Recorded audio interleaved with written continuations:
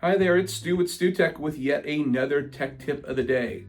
Today's tech tip is beware of public Wi-Fi. That's right, free Wi-Fi. You know, it like Starbucks or the airport, it can come with a hidden cost. That cost is your data. So public networks at cafes like Starbucks or airports or hotels are prime spots for hackers to intercept your information.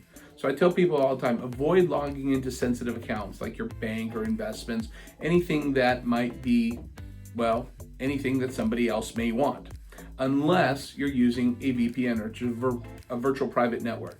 So if it's urgent and you have to do it and you're on the run at a Starbucks or an airport, use mobile data. Tether your phone to your device or do it from your phone.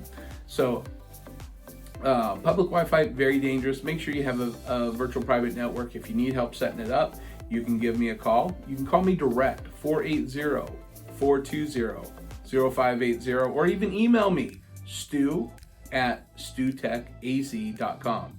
Again, this is Stu from StuTech with a tech tip of the day. And again, like I always tell you, remember, call us, not your kids. We'll see you next time.